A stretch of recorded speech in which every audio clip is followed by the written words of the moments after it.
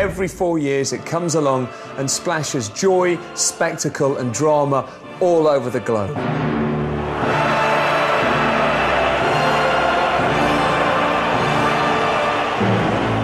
Mondiale, La Coupe du Monde, Das Weltmeisterschaft. You mean the World Cup, Richard? Yes, Peter, I do.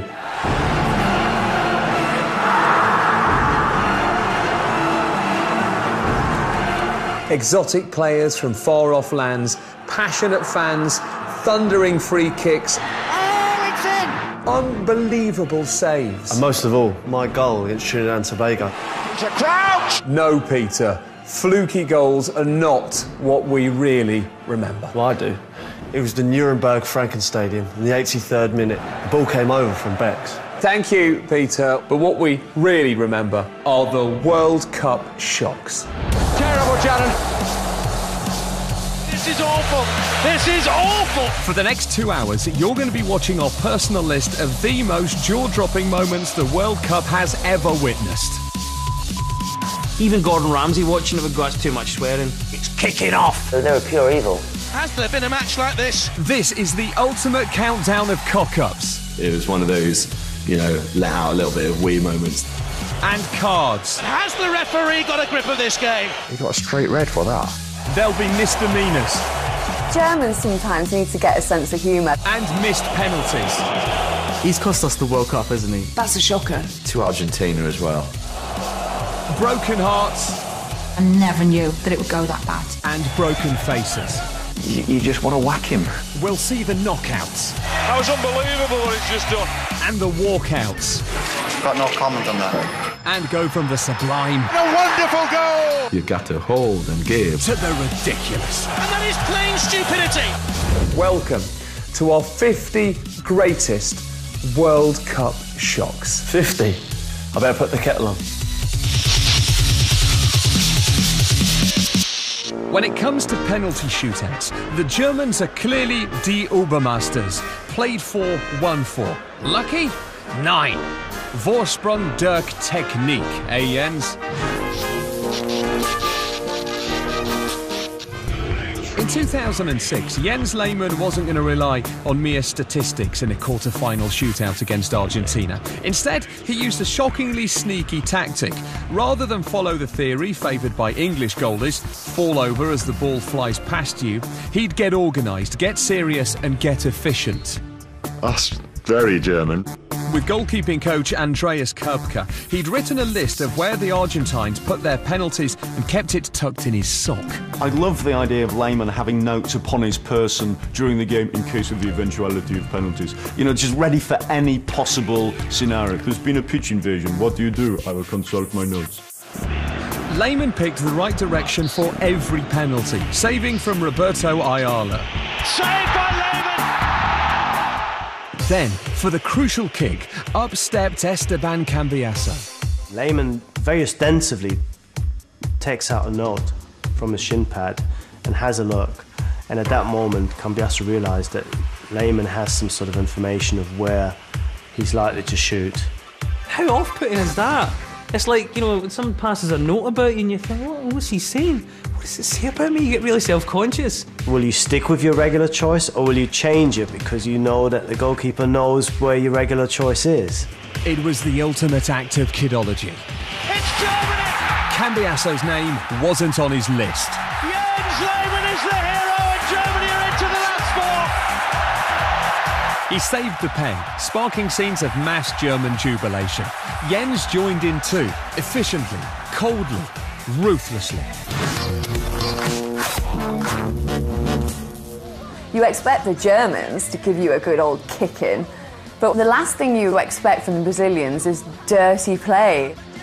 But in USA 94, against America, on Independence Day no less, one Brazilian misunderstood what the Constitution says about the right to bear arms. Leonardo Foul was awful. He just jams his elbow back. Awful. Ramos falls onto the ground and then sort of jerks again. You know someone's trouble where they're sort of jerking. It's like a shock. When you get a player like Leonardo, whack in the face, it's just shocking. It was the last thing everyone expected. No, the last thing we expected was for the commentating Chris Waddle to defend it. I think that's a very bad decision by the referee. Are you sure, Chris? Did he mean to do it? You know, it's hard to say, isn't it? Really?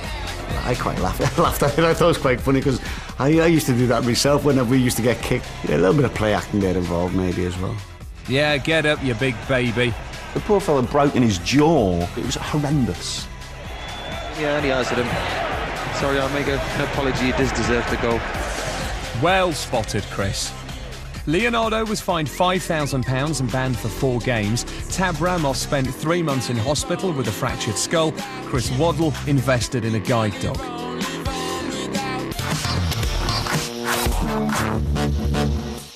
Scoring a goal at the World Cup must be an incredible feeling. Richard. I can only imagine what it must feel like. No, I once scored. It must be a truly indescribable feeling.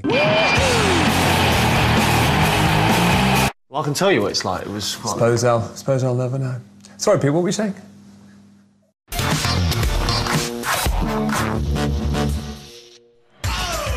It was a shock to see Saudi Arabia at their first World Cup in 1994. It was even more of a shock to see them score. But it was an earth-shattering, seismic shock when midfielder Said Al-Owairan scored the best goal of the tournament. This is Owairan, a good run, good strong run, still in possession. Owairan, still there. They've scored again. Saudi Arabia, 1-up against Belgium. Just 5 minutes gone, and it's Said Owairan, the number 10. It was incredible. He was a new arrival. He'd launched himself on the world scene, and I haven't heard of him since.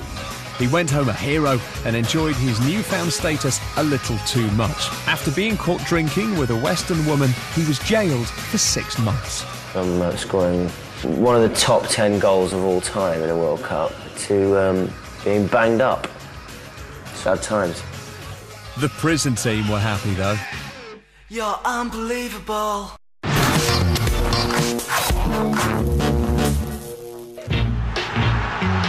As much a part of the rich tapestry of the World Cup as sticker books and England losing on penalties are the shocking hairstyles that grace the world stage every 4 years.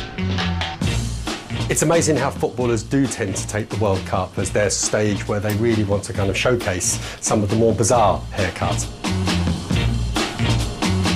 There was Ronaldo's famous power cut, named after the fact that there'd been one in the barbers when he was having it done. In the mysterious case of Bulgarian keeper Boris Mikhailov, hair has even appeared from nowhere. There you see it in 1994, there you don't in 1986.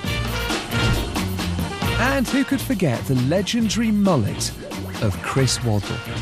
The best football haircut ever of all time, I'll stand by it, is the Waddler.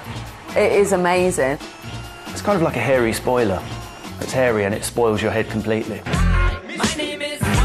Shocking hair had been an individual thing. That is until Romania decided to indulge in a bit of team blonding. I thought it was amazing when the Romanian team came out with all bleached hair. I mean, that obviously that kind of collective spirit of wanting to just, you know, make a real statement. From a hairdresser's point of view, that was fantastic. You can only get away with doing stuff like that if you're actually good. If you then go out in the second round, you look like an idiot, don't you?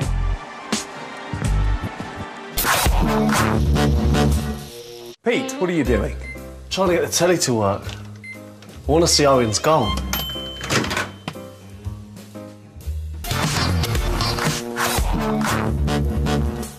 He's gone past one.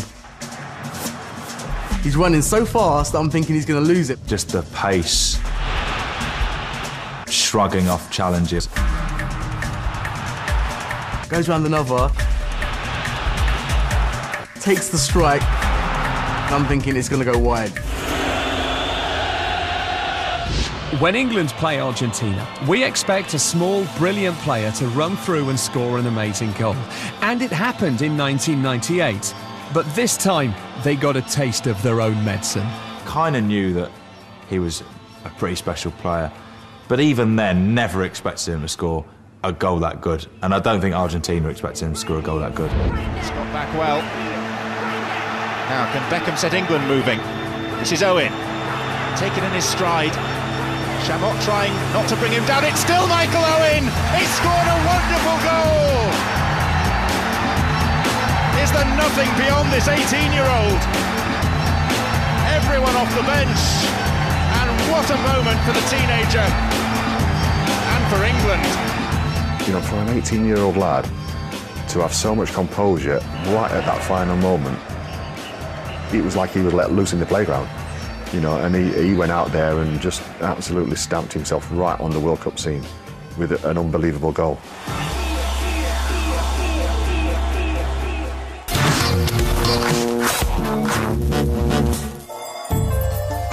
South Korea, 2002, July.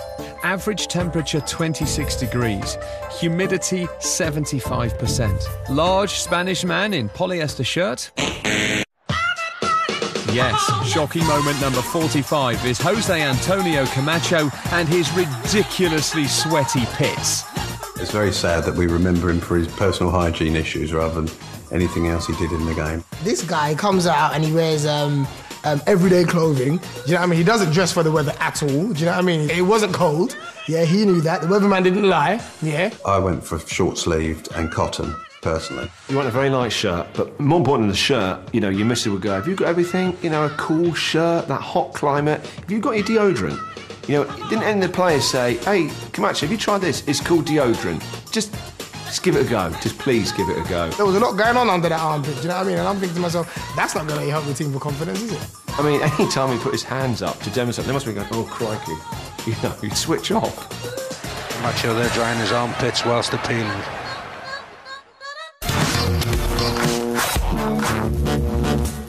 The Roy Keane story was huge. Do you know, Roy Keane does what Roy Keane wants to do and won't be told by anybody.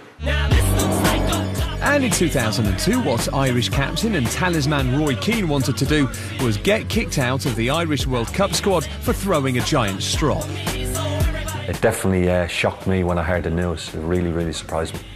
That was ludicrous, because the press went mental and they were like, oh, Roy Keane's ruined Ireland's chances. What? Like their chances of getting knocked out in the first round, which is what's going to happen.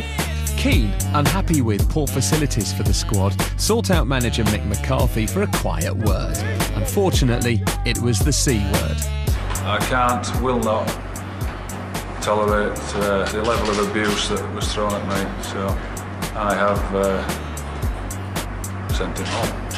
He was upset about the dry cleaning standards of the kit, and then he wasn't happy that the team had only eaten cheese sandwiches on the flight. He was saying that was not a diet for a World Cup team. Got no comment on that. It was Ireland. The preparations were never great, in all honesty. You know, in 1988 in European Championships, we ended up in a hotel that had a nudist colony attached to it. Ireland made it to the last 16 without Roy, who'd flown home and spent the rest of the tournament walking his dogs. Roy Keane's dog must be the fittest dog in the world. How many walks does that dog go on? Whenever there's a news flash about Roy Keane, you know he's out walking that poor dog. Every sort of East End gangster you see, they always get dogs. Every mental person has a dog. It just kind of reflects them. You go to any rough estate in Britain, there's always a dog barking outside a boarded up house, and I think Keane's got that mentality. He's like the Phil Mitchell of football. I'm not mad enough, so I've got two dogs that can kill you. That's what my mum and dad do when they have an argument. My dad goes and walks the dog. I'm not suggesting that him and Mick McCarthy were indulging in that kind of a relationship. Sexual. Actually, my parents isn't probably a sexual relationship now. They're in their 70s.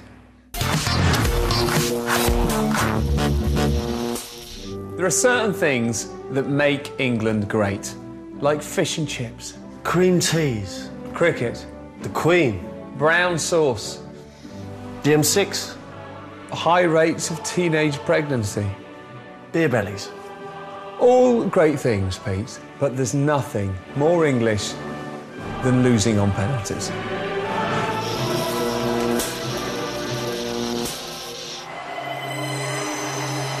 When it goes to penalties, what happens to England? You start packing the suitcase.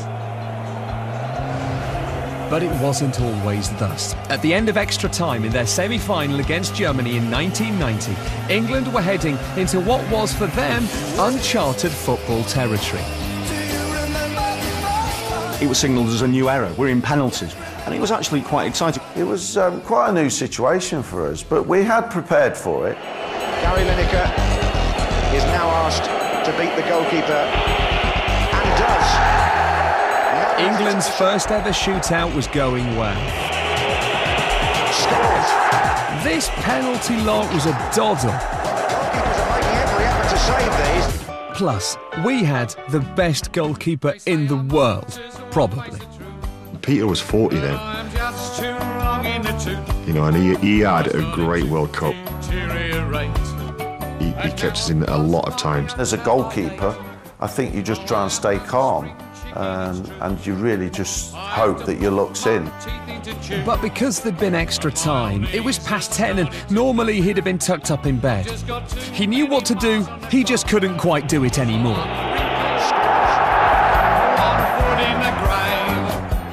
Plus, he was up against Das Oberpenalty-Maschinen. The Germans so ruthless. Yes, yes, yes. All of their penalties were perfect. It's just like, what is this penalty machine? With the score level at 3 penalties each, up next was Stuart Pearce, regular taker and scorer for his club. Pearce had a thunderous shot, and the only thing at risk was the net. If there's one person you would bet your life on would be able to pull it out the bag for England. Can he do it for England? He can't! Ilgner has made a save. Everyone was very shocked when Psycho missed, even himself. He probably didn't imagine he was going to miss.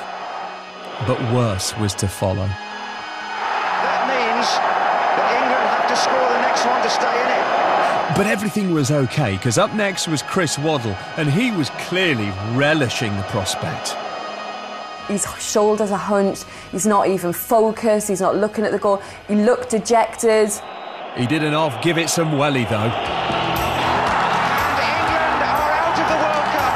It wasn't even just close, was it? Skied it over the bar. He should never have had his hair cut. Love Chris Waddle. And when he smashed that over the bar, oh, you feel the whole nation sort of all burst into tears at the same time. It's dreadful. Most players, I don't care what they say, most players want someone else to miss. And I know that a lot of players where you come on, you put your arm on your head, and you're really thinking, thank God it wasn't me. If you know that you're going to get a pizza advert out of it, maybe, yeah. Yes, whilst we were all too upset even to eat, Mrs. Waddle and Pearce cashed in with an advert. Pan pizzas, unless I'm mistaken. Taking the pizza out of all of us.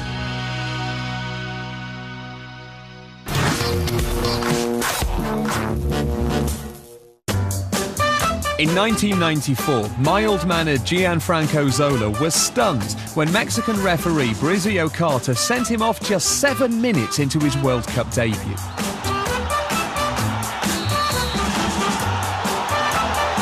And it's a red card. It was a ridiculous decision by the referee. And I know that these happen to every country, but that one really sticks in the mind. Would have to say that I think a red card is harsh.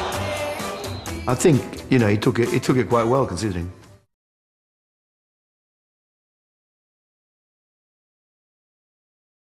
He literally collapses when he sees what's happened.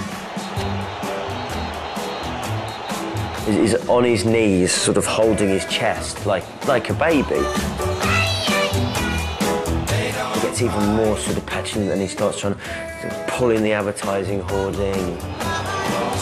Verge of tears.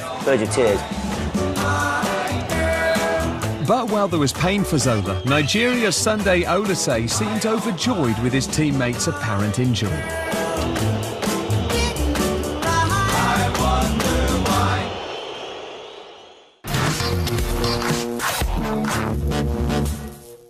In 1994, England didn't qualify for the World Cup.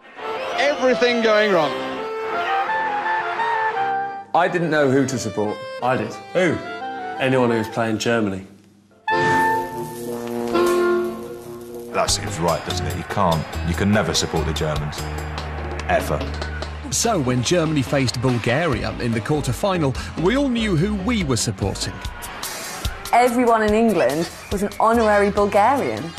They weren't expected to do anything, but they did have the scariest man in football, Trifon Ivanov, a man only his mother and horror film fans could love. I must say that if anyone who wants to be a footballer, they're a real inspiration to a bunch of hairy, beardy, weirdy deformities. Before the tournament, Bulgaria had a 100% record in the World Cup of never winning a game. Germany were reigning champions and usually won everything. Little Bulgaria were seen as just another stepping stone to bigger and better things. And within the blink of a Klinsmann dive, A penalty is given.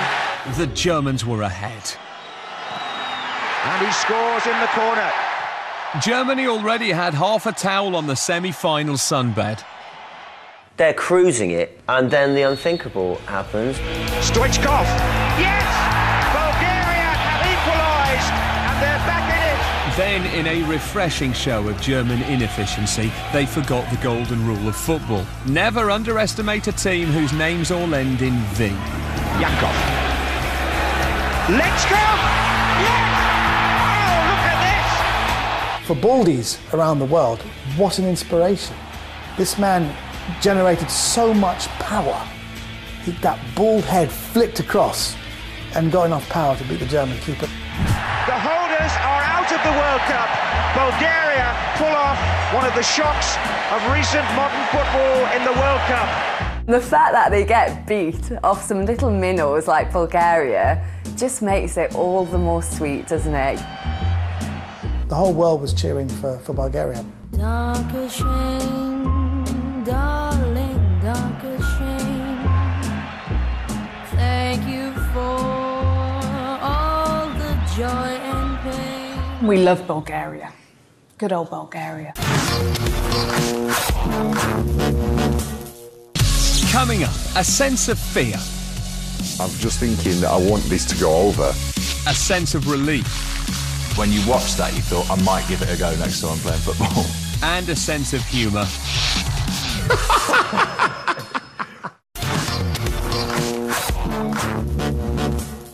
Now this is a famous one. It's one of those things where everyone remembers exactly where they were when they saw it. Pete, where were you? I can't remember.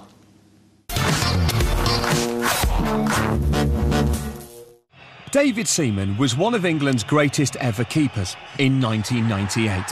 However, 4 years later in 2002, he was 4 year older and about to do something shocking. The World Cup was in the Far East, Japan and South Korea, that is, not Lowestoft, and we got up at 7:30 a.m. to watch England's quarter-final against favourites Brazil. Incredible team, you know, extremely talented, technically miles better than we were. And we went into the game believing that if we beat Brazil, we would actually go and win the tournament. England even took the lead. Michael Owen for England, it's a great chance, and he scored! You think, oh my God, we're beating Brazil. This could be our moment. But after a Rivaldo equaliser came the moment that had England fans choking on their cornflakes. I can remember as soon as he hit it, I tried to move one way, realising that it wasn't going to be a cross, trying to get round, and then thinking, this is going to be close. I know I'm in trouble with my feet, so I know I'm not going to get to the ball. Now I'm just thinking that I want this to go over. Yes, or maybe you could just jump. Oh, and Seaman's been beaten. It's a goal. He scored direct from the free kick. I could hear it clip the bar on its way down, but then straight away, the rustle of it hitting the net as well.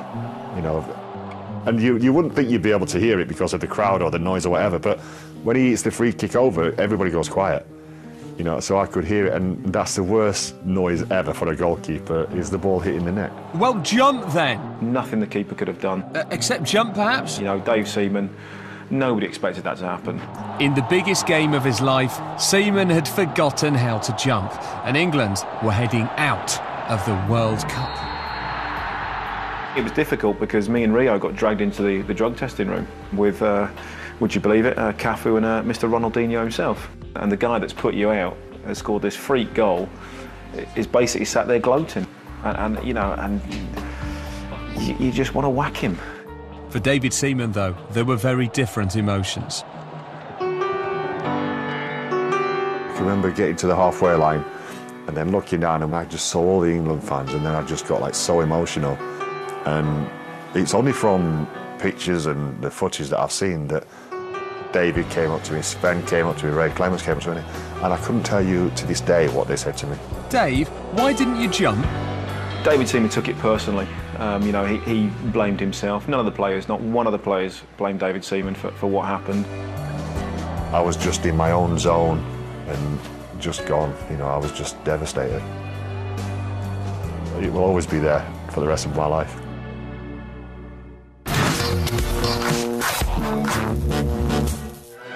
At number 39, it's the game so shocking, it even has its own webpage. Look up the Battle of Nuremberg on Wikipedia, and you don't get tales of World War II. You get the details of a colourful 2006 World Cup match between Holland and Portugal. It was a horrendous game. It was horrendous. It was niggly. The referee's trying to calm things down. It was bitchy. That's a sending off offence in its own right. And I think that now stands as the record as the most bookings and sending off in any one game. It was a record-breaking mix of nasty fouls, playground play-acting, and a card-happy Russian ref. Valentin Ivanov dished out 16 yellow cards and sent off 4 players, making it officially the dirtiest World Cup match ever. Has there been a match like this in World Cup history? Incredibly, there was, on average, a booking every 5.5 minutes. It was just embarrassing to watch, but also gripping at the same time. Deco has to walk, and that is plain stupidity. Has the referee got a grip of this game? Scolari thinks no. And Van Bronckhorst is dismissed. And I'm afraid that brings a rather sordid end to a steamy and very unpleasant evening in Nuremberg. Oh, and by the way, there was a goal. Not that there were many teammates left for Manish to celebrate with. The players, after that, should look at themselves and be hugely embarrassed. Yes, you bad boys, go and sit on the naughty step.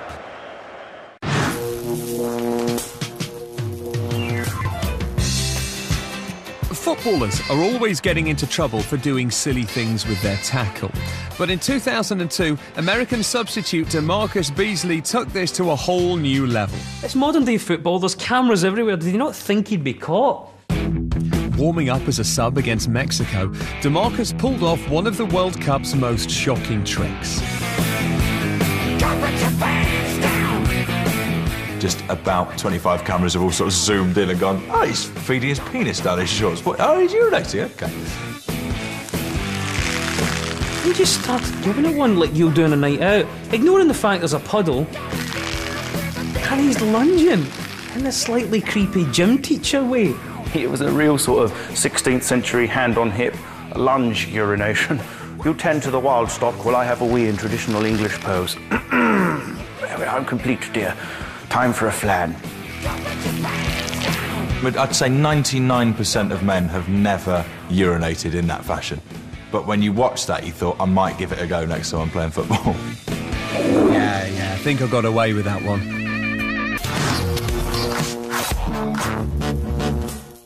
Richard, when are we going to get to see my goal? Peter Crouch! Later, Peter, later.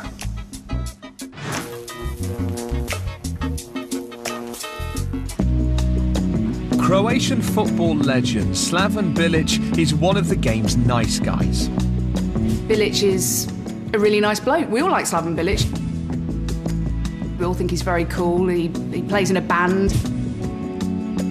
Really nice bloke. But but I bet Laurent Blanc doesn't think that. With Croatia trailing France 2-1 in the World Cup semi-final in 1998, Blanc and Bilic were involved in a scuffle in the box. The referee's not happy with that. He wants it retaken. There was some scuffling going on in the penalty area, which he spotted. Bilic goes down as if his head's been hit. The referee buys it. Blanc takes the walk of shame. Blanc was sent off for the first time in his career, but the real shock was about to be revealed by the replays. He'd hardly touched him. Imagine in the World Cup semi-final being sent off for someone feigning an injury, for someone grabbing their feet and drop. I mean, it was horrendous. Blanc was off, but justice was done as 10-man France won the semi-final. Despite the whole world being able to see what happened, FIFA refused to lift Blanc's ban. There would be no final for either of them. Blanc handled that with dignity when you think about it. Can you imagine being suspended wrongly for a World Cup final?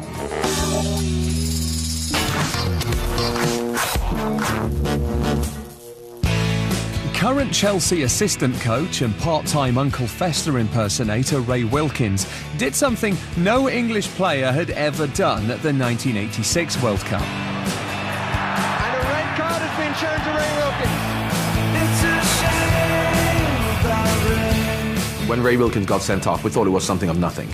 The Ray Wilkins sending off just seemed completely unnecessary. At a time when a two-footed leg breaker followed by a karate chop might get you a yellow, the sending off came as a huge shock. He ends up throwing the ball at the ref. It's an attack on the referee. Pretty serious one, if it weren't for the fact that it looked like it was a right-handed 5-year-old girl throwing a ball with her left hand. I mean, there was nothing to it at all. It went in the direction of the referee.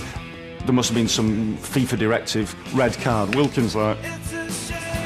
Back then, it just seemed an innocuous situation where he threw the ball away, and to be sent off was, I thought, was ridiculous. So England down to 10 men and everything going wrong. It was the only sending off of Wilkins' career, but for England, it was just the beginning. More of that later.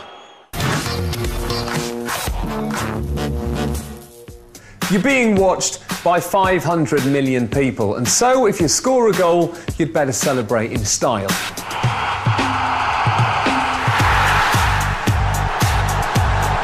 But what kind of numpty would try and pull off a ridiculous, rehearsed and contrived celebration?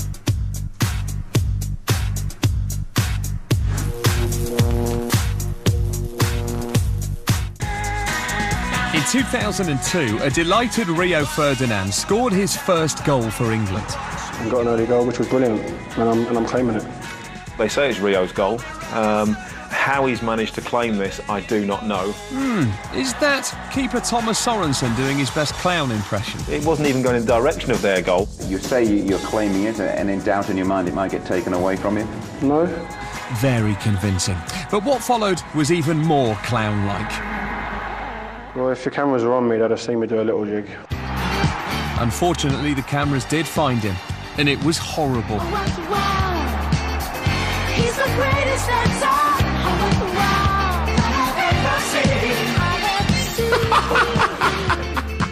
That first few split seconds after you've scored a goal, you're just uncontrollable. He's just completely lost the plot. So he kind of wants to do his dance, and it's kind of just turned into like a little, like, he doesn't know what's going on, he's just all over the gap. Apparently you've been giving the forwards a bit of stick for lack of celebrations, haven't you? Were you happy with yours today? Yeah, I was, to be honest. Yeah, I showed them a bit of rhythm and that, so... I think the Peckham came out of him there.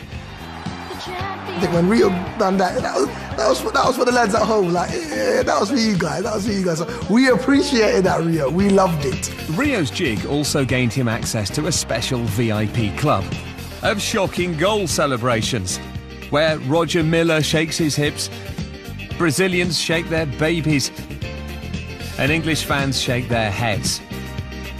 Where this fella's caught in the net, this bloke's caught short, and these guys are just caught looking ridiculous. But of course, none of them are as classy as this.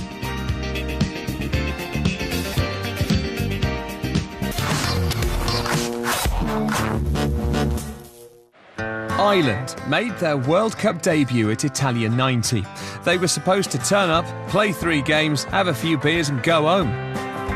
It was like a club team playing international football, and so, you know, we had probably as good a spirit as anywhere in the world, you could say. And despite a little of that spirit being 40% proof, they shocked everyone and qualified for the knockout stages. We all thought, right, every game is going to be a bonus, every game is going to be like the World Cup final for us now, and let's see how far we can go.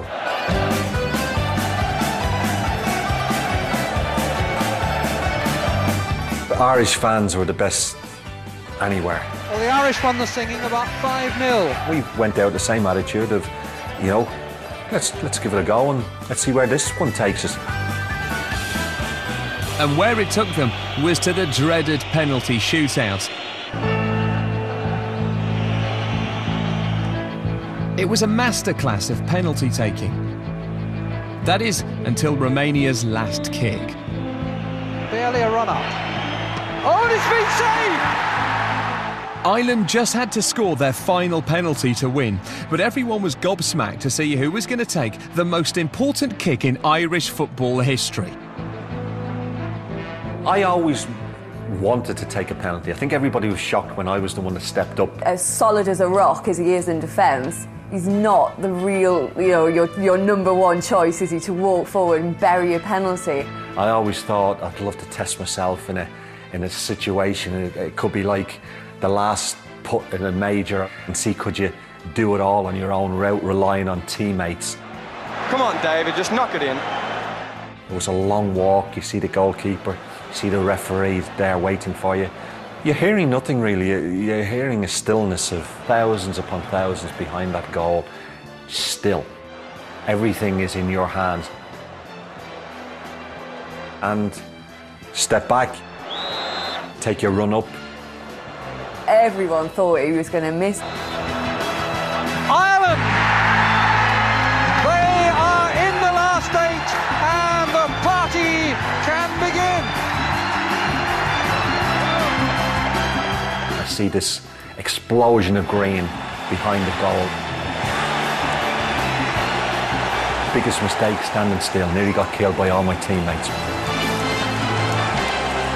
My wife had stepped outside, he couldn't watch it. And my son, he was 6 years of age at that time, rushes out and said, "Daddy scored." And she said, "Don't be so daft." It was fantastic, a great memory.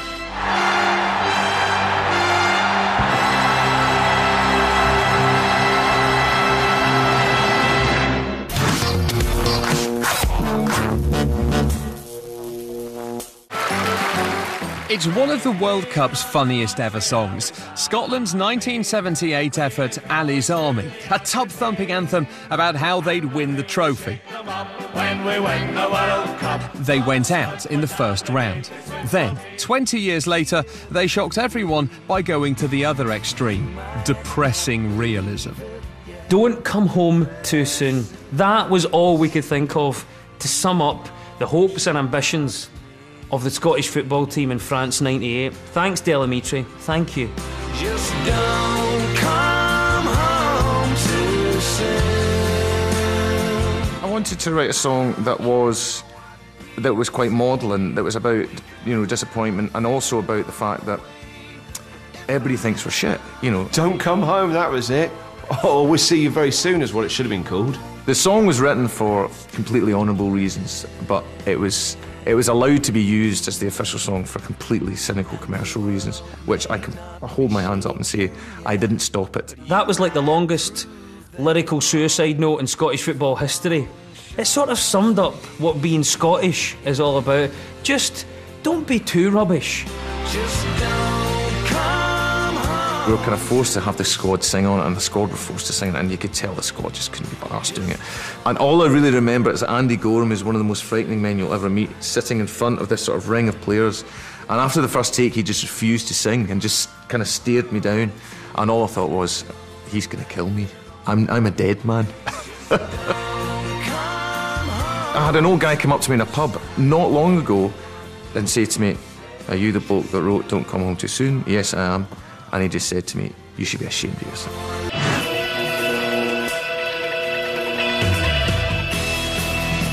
2006, a time when Brazilian Roberto Carlos was the best left-back in the world, and France's Thierry Henry was so good he didn't even need to use his hands. The two met in a quarter-final when Carlos did something that lost the game for Brazil, sent them tumbling out of the competition and left him looking like a spanner. Henry was absolutely at his best, you know. Carlos was supposed to be marking him. Let's take a closer look. Here is a very good striker. Here is the world's best left-back. Now, what's the last thing he should be doing? Yeah, that's right, tying his shoelaces. Henry's there! Thierry Henry for France! What was Roberto Carlos thinking? You're marking Henry, one of the best players in the world, and you're tying your shoelaces. And watching the whole thing unfold, it was a very simple tap-in for Henry. Well, a lot of people in Brazil also think, what the hell happened there? Henry comes round the back post, absolutely unmarked, and straight into the roof of the net. A lot of people crucified him for that.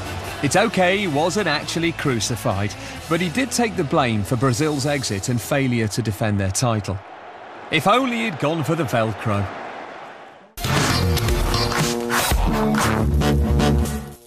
We were going to have a website where you could vote online for your favourite World Cup shocks, but unfortunately, Peter couldn't get the hang of the computer.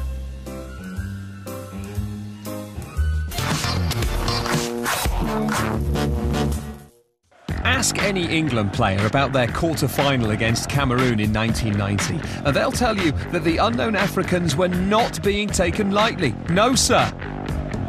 We certainly didn't underestimate the Cameroons. Cameroon were a very good side. We knew that they were a very good side. So we didn't underestimate them at all. That's the official line, but the footage from inside the tunnel before the game tells a different story. Look at him. It looks like party time. Plenty of smiles among the England players. They looked very relaxed when they came out. I think the English players probably thought almost amounts to a bye. You know, it's sort of, let's just play it. We're bound to win. Might be a bit tricky. They're probably fit, but we're gonna win. Cameroon in that World Cup added a bit of spice and a bit of magic because no one even thought they'd ever win a game or even score a goal. And soon the expected goal fest began with David Platt's header. He's done it again! Semi-finals, here we come. But 15 minutes into the second half, Cameroon forgot that this was supposed to be a walkover for England. The referee says penalty. We gave a silly penalty away. With a little shuffle, scores! England were taken aback, and just 4 minutes later, they were taken apart. Miller makes it look so easy, a kick in! And Cameroon lead! Now, only one team was going to the semis, and it wasn't England. Suddenly we were 2-1 down, and to be honest, I didn't think we'd come back from it. Just look at the expressions on England faces and the reaction in the crowd. It was one of those you thought, we can't lose to this team. Yeah, we love them, they're great, but we can't lose to them, can we? They needed to summon the glorious spirit and courage that has run through the veins of Englishmen, from Agincourt to Waterloo and the Battle of Britain. So, Gary Lineker fell over in the box. Never a more vital penalty for England. I remember Gary saying to me, he'd never felt pressure like it. It's all square! And suddenly the expressions change. And in extra time, Lineker fell over again. Thankfully, I think it was Lineker, wasn't it? He scored the penalties and got through that one. England are in the semi-final. That really was a relief when we actually, the final whistle went. Still to come, tears. Oh dear. Oh dear. Tantrums. Skill from Garcia. I lost the plot. And the disappearing art of defending. Terrible challenge by Mesling. There's a boot flying off. It feels like there's landmines going off everywhere. Back in the 80s, it took a lot more to get sent off than it does today, which makes it all the more remarkable that Uruguayan Jose Batista still holds the proud record of being the fastest sending off in World Cup history. Just 56 seconds into their game against Scotland in 1986, Batista treated Gordon Strachan to a traditional and very warm Uruguayan welcome. And there is a first indication of how the Uruguayans might be approaching this as Batista brings down Gordon Strachan, and there is a red card. He's off. Oh, what a start. Batista is off. It was a shock because you used to, in those days, get away with it. The referee would normally have a wee word, and I think we were all shocked when the referee produced the red card.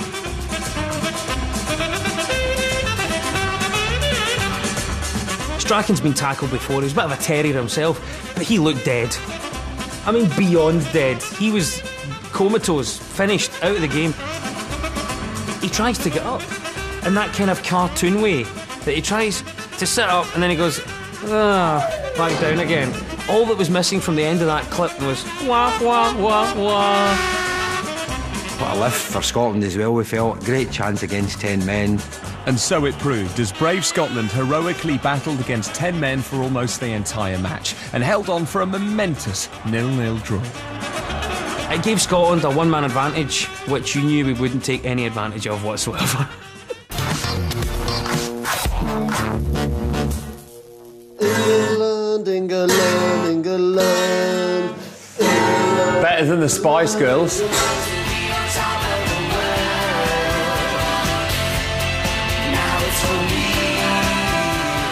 Every time England qualify for a World Cup, there is one guarantee.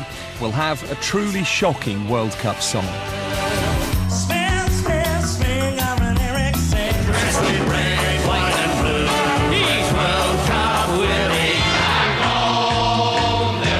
Ooh, suits you, sir. However, in 1990, something truly disturbing happened. England's World Cup song was actually all right.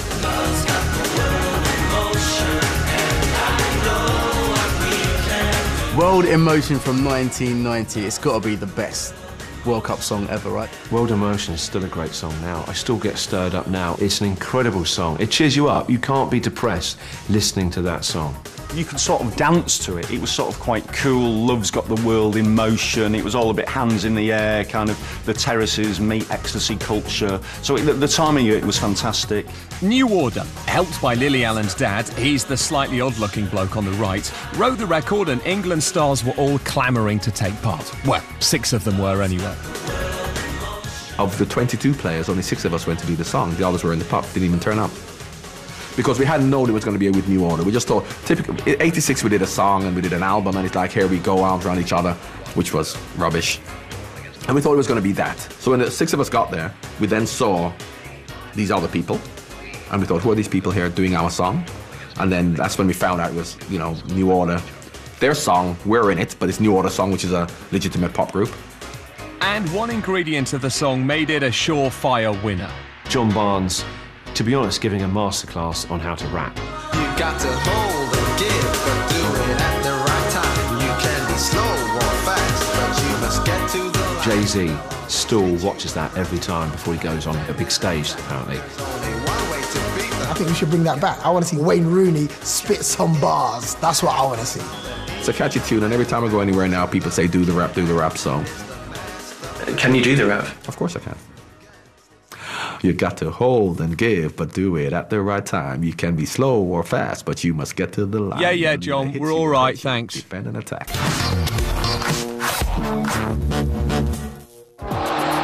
Imagine breaking a World Cup record by scoring 5 goals in one game, but not even being the biggest shock of the match. It is now 5-1, and Salenko has written himself into World Cup history. Well, that's what happened to Russian Oleg Salenko in 1994, when he was upstaged by the king of the corner flag swingers, our old mate, our very old mate, Roger Milla. I loved Roger Milla. For 2 World Cups, he just captivated all of us. By scoring Cameroon's consolation goal, he became the oldest goal scorer in World Cup history. Age, 42 years, 1 month and 8 days. The old man has not lost the magic. The only thing missing is the wiggle by the corner flag.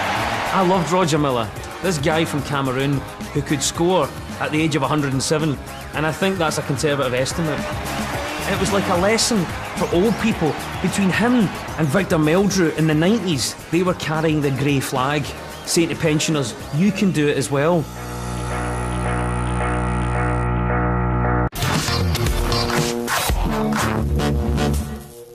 There's always this question that Scottish people ask, why do we never get past the first round? I think the answer is because we're rubbish.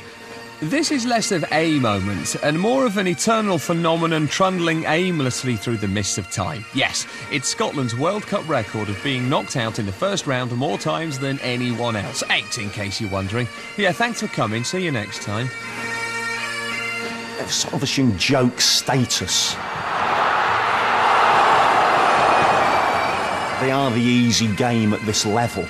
We are maybe the only set of fans that go in expecting to be defeated handsomely every time. It's glorious failure. And when you go with that attitude, anything's a bonus. If we get a throw-in, we celebrate it like a goal. Yes, can't believe it. Another goal kick. This is amazing. We are a very, very inventive nation, and we can find the most creative ways to be eliminated from tournaments. And Scotland's creative juices were really flowing at Italia 90 to ensure their proud record stayed intact. First, they lost to Costa Rica. We've never even heard of Costa Rica. We all thought it was some 18 to 30 resort in Spain. Next, they beat Sweden. Person got a fling. Part of the plan to tease their fans before the crucial game against mighty Brazil. Picture the scene. Scotland fans have optimism, always a dangerous trait. All we have to do is get a point and we're through. 80 minutes gone, we're doing brilliantly. Had a couple of scares, but we're shutting them out. Then, Brazil hits a long shot, but Jim Leighton's in goal. He's quite good. We're just shouting, oh, Leighton's got this. Leighton's not got this. He spilled it, it's out. He's never going to score that. He's never going to score. That's in the net. That's 1-0. Oh well, that's that done. See you in 4 years. Thanks guys, been lovely. Cheers Scotland. I don't think it's so much that the World Cup in Scotland don't mix, just that Scotland and football don't mix. I'm going to get in trouble for saying that, aren't I?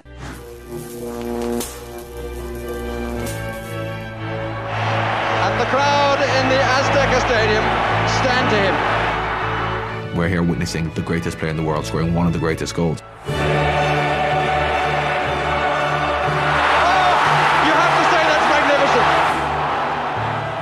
Yeah, great goal, whatever. The shocking thing about this is why didn't anyone foul him? We look like we're scared to tackle him. I don't know what it is. I mean, it's easy sitting there watching, saying, do something. And you're thinking, bring him down, foul him, bring him down, do anything, kick him, bring him down. Sometimes it's just difficult to even foul him. England's players seem to go into some kind of trance. Someone, pretty much on the whole run, jogs about 2 metres behind him. That was Peter Reid. And I don't know if he's just trying to get a good view, thinking, good run. Yeah, this is a good run. You've got to remember that this was the team that included Terry Butcher, who even back then looked like he worked in B&Q. In a FIFA poll, it was voted the goal of the century. But England keeper Peter Shilton doesn't really rate it. I think he only beat a couple of men in the run, but obviously he ran a long way with the ball, which was something that made the goal look fantastic. And there is a very dejected man.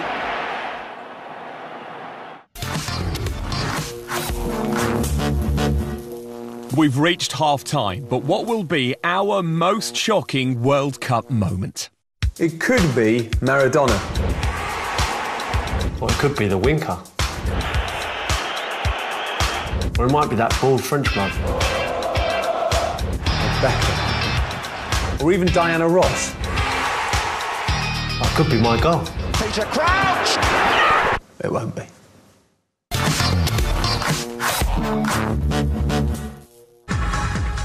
By far the biggest shock in 2002 was that the World Cup was held in 2 countries, and one of them was South Korea, who surprised everyone by giving themselves a shot at a quarter-final place. But Italy would obviously trample all over that little pipe dream.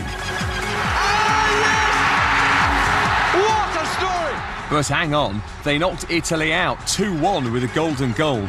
And in the spirit of fair play and good grace, the Italians cried foul. It's probably the worst game, and I've had to watch being refereed by someone that clearly had an issue with Italy. Their talisman Totti was sent off for diving, and the whole of Italy shouted conspiracy. You saw Trapattoni there. You tried telling him the world's not against him. Or maybe they were just angry for not trying to fix it themselves. Mamma mia!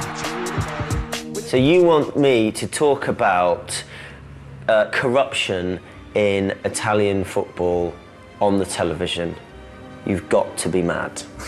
Personally, I believe that when it came to the game against one of the host nations, that it was in no way an inconvenience for FIFA to have a host nation remain in the tournament. Yeah, there have been some strange decisions, but conspiracy theories generally come about afterwards. There seemed to be a strong wind blowing behind them, if you know what I mean. You mean it was a fix? Equally, though, we wouldn't be talking about this if Christian Vieri had actually put that ball away just before, 88th minute, the easiest chance of the World Cup. Oh, right, it wasn't a fix then. Oh, Vieri misses! Still, Italy got revenge on Korean goalscorer An Jung-hwan. He was playing for Perugia at the time, and they just decided to get rid of him because he'd scored against Italy and he lost his contract. I think what it's going to be like for the North Koreans this World Cup, because if you make an error and you're in North Korea, you don't lose your contract, you probably lose your family. And referee Byron Moreno will be taking a huge risk if he ever goes out for an Italian meal again. The referee in that game's got a lot to answer for, and I wish he came to my restaurant so I could cook for him.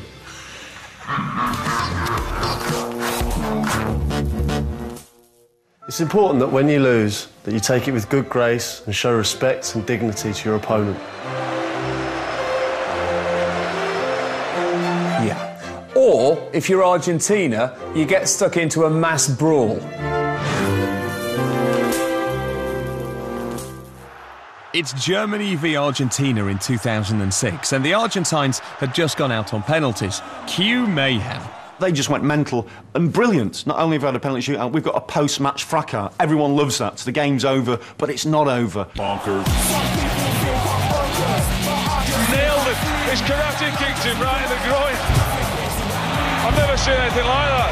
That was unbelievable what he's just done. You know, staff getting involved, coaches, waves of Argentinians sort of like milling, massing around the Germans. It was a complete melee. Oh, look at this. The Argentines have lost their cool completely. This is awful. This is awful. No, it was brilliant. The funny thing was, the directors didn't cut away to the crowd. They just let us see the whole fracas going on. Let's concentrate what everyone wants to see. It's kicking off. It was great, total little close-ups and heights, and one bloke just kind of jumping, trying to get to people. The World Cup definitely needs those moments when you get to see a bit of drama, stuff that you're not really supposed to see. If scrapping Argentines wasn't enough of a shock, perhaps the real surprise was that Jens Lehmann just kept walking. Perhaps fighting wasn't on his list. The World Cup would not work without one vital ingredient: the fans. There is always this thought about the Tartan Army. Why are we so upbeat, so positive, so hopeful? It's drink. I think the Irish fans were the best anywhere. I mean, everybody loved them. There's a lot of wacky fans. You see fans doing wacky things. But for me, the guy holding the snake, the guy has brought a live snake to a game, right? From reptiles to birds, Colombian and Brazilian, is it any surprise that a great deal of twitching takes place? There's always the cameraman manages to find the beautiful, stunning model in the crowd. And you think, go on, son. The fans also help to reaffirm a few national stereotypes. You get the Brits there, skinheads, a few drinks, bit of sunburn and a flag painted on their face. But in 2006, the Dutch fans topped the lot with this shocker. It's a bit like a red rag to the bull. Dutch beer company Bavaria ignored FIFA's rules on advertising and wound up the Germans by getting fans to wear bright orange lederhosen to matches. First of all, lederhosen are not supposed to be made from cotton, and they shouldn't be orange. So already they're in conflict with the authorities. Do you know what? The Germans sometimes need to get a sense of humour. Strict German organisers claimed the branded garments broke the rules and gave the Dutch fans a dressing down. The German authorities make sure that these Dutch guys lose their trousers. You see, they have got a sense of humour. But the Dutch fans had the last laugh by watching the Ivory Coast match in their underpants. I'd be more offended at that. What if you're there with your mum or your granny or something? You've got all these blooming Dutch fans standing there with their little packages out. And their ballsy attitude was rewarded as Holland took the Ivory Coast trousers down with a 2-1 victory.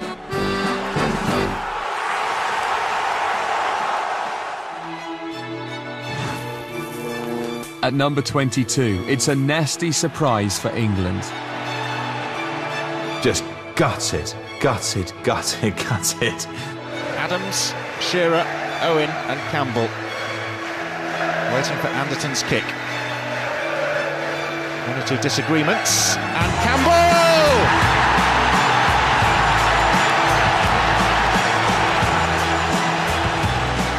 When Sol Campbell headed a very late goal in the Argentina match in France '98, a famous victory was on the cards.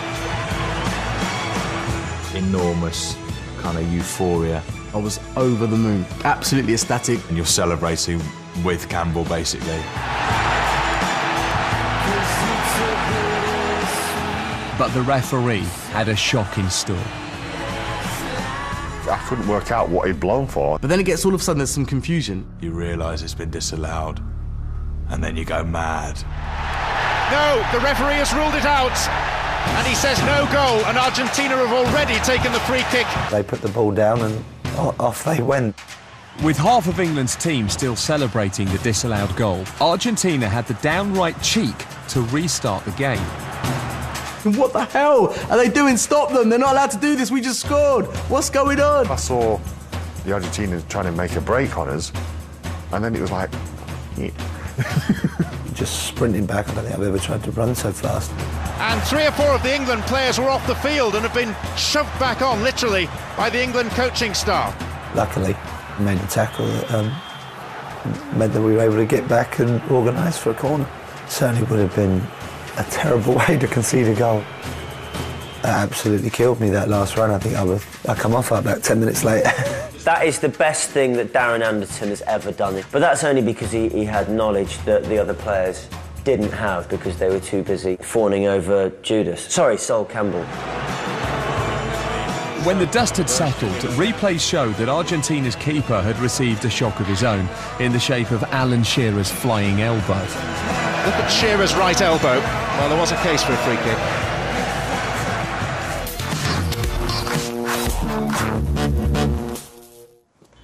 Pete! Quick! What? It's your moment!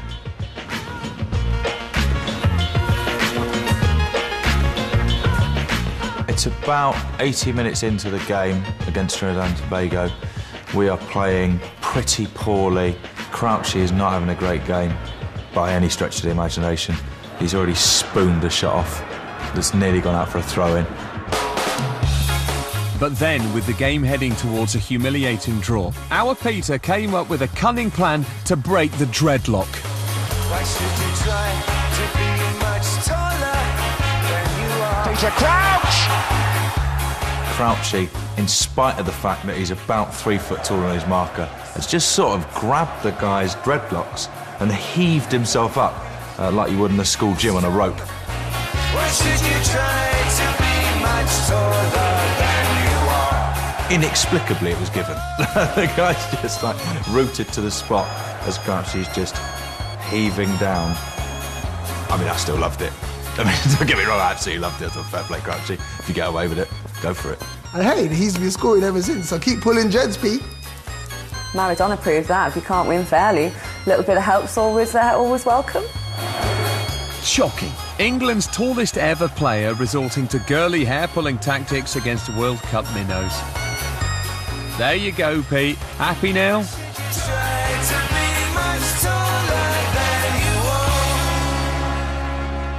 What was it? Nothing. He didn't miss much.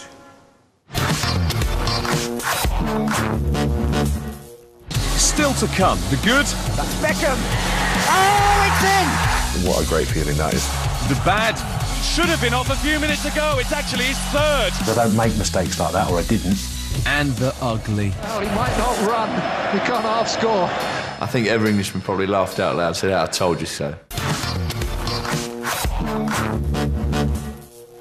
Although England failed to qualify for the World Cup in the USA in 1994, several Englishmen did play for Ireland.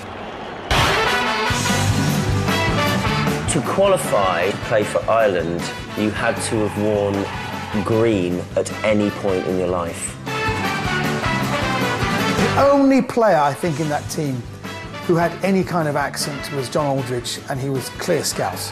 And that kind of, qualifies. All eyes were on us. We're all used to being, hounded by media, but at that stage, everyone wanted to party. It was pretty amazing. It was intense. And it doesn't get much more intense than having to play three-time world champions Italy in your first game at Giants Stadium. I shall never, ever forget that day at Giants Stadium. As soon as you got to the ground, it was fast and green. The crowd was phenomenal, and they made a huge difference to the players. I'm pretty sure about that. And let's face it, Ireland needed it. This was David versus Goliath's older, harder and better-looking brother. Italy had the best player in the world, and Ireland had Steve Staunton wearing a hat. Somebody get this guy some Factor 50 straight away. And where the Italians were looking forward to bringing home the World Cup, the Irish were looking forward to filling their boots in duty-free. There was only ever going to be one winner in this. Italy were clearly the favourites. We knew we needed to get off to a good start. But not one of the 75,000 fans in the stadium, nor any of the millions watching on television, could have predicted the shock that they were about to witness. Knocked down by Houghton, goes for the shot.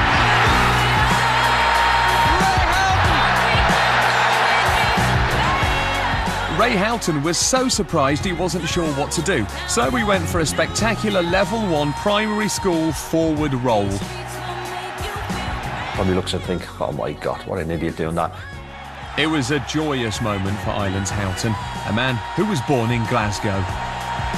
Ray Houghton is a Scot anyway, he's not even English or Irish. And the referee has called for the ball, and Jack Charlton's Republic of Ireland team had their most memorable victory yet. As far as I was concerned, England beat Italy that day. If you don't agree that that was one of the World Cup's greatest shocks, don't blame me.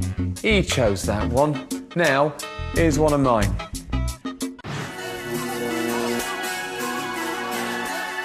You can achieve whatever you want in your sport, but one little thing can completely taint your career, and that's all you'll ever be remembered for. Brazil's Rivaldo will never be remembered for his great goals, fancy flicks, or even the fact he looks like he sleeps in a coffin. No, he'll be remembered for this. Turkey's Hakan Ünsal kicked him the ball, but Mystic Meg, Yuri Geller and the entire Question of Sport team would have struggled to predict what happened next. The first stage, you couldn't fathom. There's a linesman standing about 2 yards away who's just watching it and hasn't said anything as this guy has got sent off for kicking the ball back. It is a red card. Oh, that's sad. That's sad. He didn't deserve that. What Rivaldo has essentially done is taken a decision he's going to try and get someone sent off in a World Cup and just have no shame, no guilt. Presumably, I've never spoken to Rivaldo about it. He might be racked with guilt for all I know. He did kick the ball at Rivaldo, but it did not hit Rivaldo in the face. It's called Paula Radcliffe syndrome. Like Radcliffe could win 100 marathons, she could break every world record. She'll always be remembered as that woman that did a little piddle in the street. In fact, the only way that he could not be remembered as the guy that clenched his face is if he took a piddle in the street now. That's literally the only thing you can do. Or maybe just to down by the corner flag.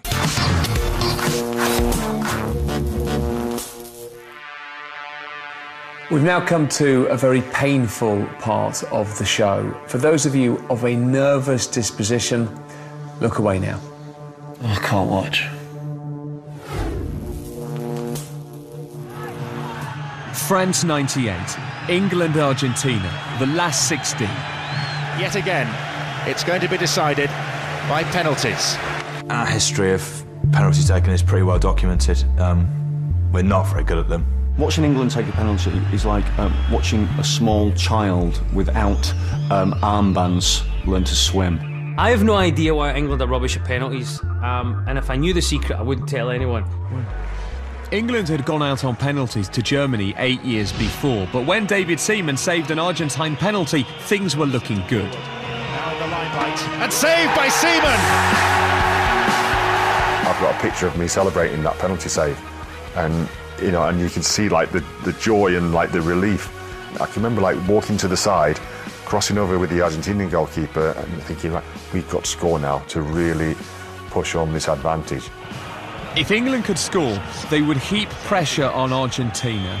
Up stepped Paul Ince. And Seaman's save counts for nothing. Another English player had missed. Hadn't they been practising?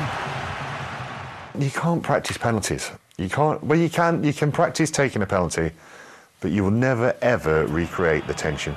We sort of think it's impossible to practice for big match conditions, so we just won't bother practicing at all. You put that ball down when there's millions watching you. You've got like 60,000 in the stadium. You look at the goal and it just seems to go like that. By the end of the shootout, it was up to David Batty to keep England in the World Cup. No pressure then, son. I don't really remember seeing David Batty ever take a penalty ever in my life. What's he doing? So we'll send David Batty, who doesn't even take them in training because he feels like he might be up for it. Standing in front of him was Argentina's keeper Carlos Roa, a Seventh-day Adventist who refused to do anything on Saturdays. Unfortunately for Batty in England, the game was played on a Monday. It's Batty, and he has England again, are out of the World Cup on penalties. It's extraordinary. It's that moment of, that's it, you're out. You know, this is it, we're out of the World Cup now. Missed a penalty, you're out, you're going home. Dreadful times. To Argentina as well. Oof.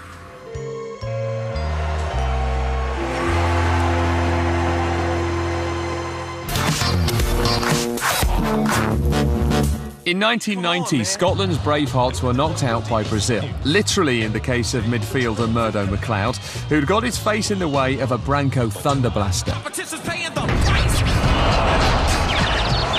He hits a free kick and decks a Scottish player, I think it was McLeod.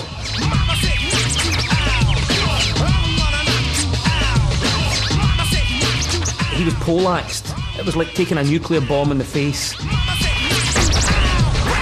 A lot of people in Brazil started saying afterwards that, well, maybe he killed that guy. That guy's dead. And in school, I remember my friends say, yeah, that guy's dead. No, I'm still here to tell the story. If only he could remember it. Eventually, when I get back onto the feet, I still didn't know what I was doing and who we were playing against, or what way we were shooting. Not that it would have really made a difference for Scotland. Well, people always ask me, did it hurt?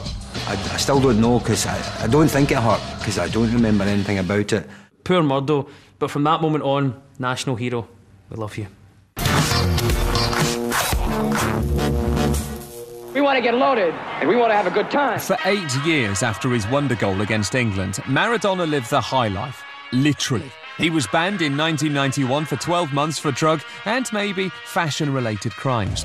There were rumours his career was over, but somehow he got back into shape and into the Argentina squad for the '94 World Cup in America.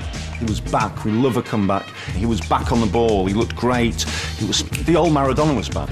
Yes, he was back. And in a match against Greece, he showed the world he still had the old magic in him. Maradona! But his saucer-eyed celebration got the world thinking, hold on a minute, what else has he got in him? He was like screaming, bug-eyed into the camera. It's like being attacked by a rabid dog or something. His eyeballs are just ridiculous. And You can almost smell the barbiturates or whatever. You think, what is going on here? In the next game, totally randomly of course, Maradona was selected for drug testing after the match. It's like if you're a drug tester, let's test the guy going, Perhaps the drug testers saw that and thought, we'll have a little chat with our mate Diego afterwards and just give him a little test and just see.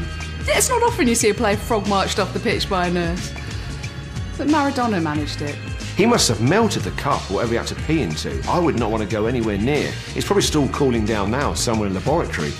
Maradona duly tested positive for ephedrine, a performance-enhancing drug illegal in the USA but readily available in chemists across Buenos Aires. He was kicked out and banned for 15 months. Adios, Diego.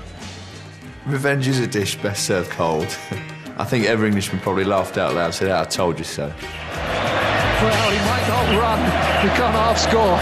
He was sent home in disgrace and would never play for his country again. We want to get loaded, and we want to have a good time. But they did make him manager, though. See you in South Africa. Peter, are you any good at free kicks? No, not really. But I know a bloke who is.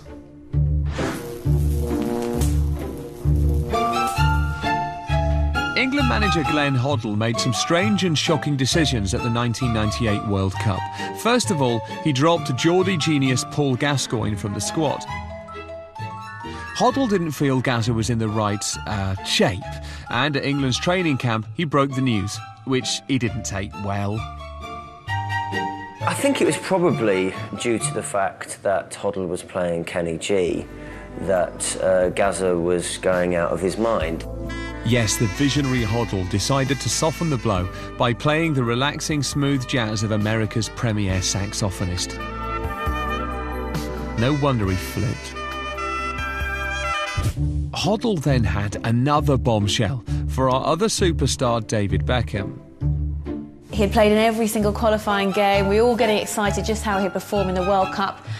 And then Glenn Hoddle goes and leaves him out the first two games. Glenn was adamant that it wasn't the right time for David Beckham to be playing in the World Cup. What do I think Hoddle's head was doing at the time?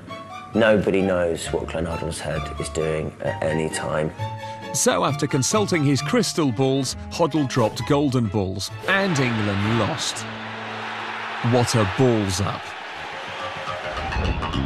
So, after tucking into a rather large slice of humble pie, Hoddle recalled Beckham for the deciding group game, played in front of England's hardcore travelling fans. He certainly had the spotlight on him and didn't disappoint. And it was Colombia's defence who got a real shock as Becks popped his England scoring cherry.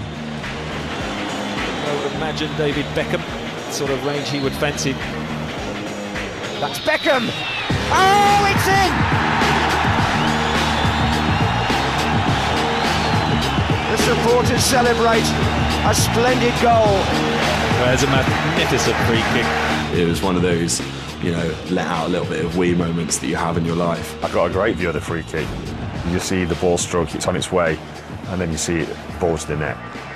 What a great feeling that is. And the biggest achievement of it as well, compared to all of the other Beckham free kicks, is he had to curl it over Valderrama's afro as well, which is good, but also makes you think that's a great way to defend. Just like have Valderrama in your wall and then Jedwood on either post. You're never going to concede a goal.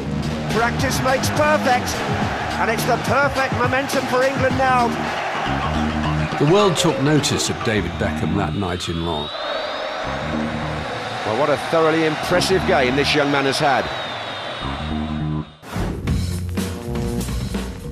Grandpa was the best in the world.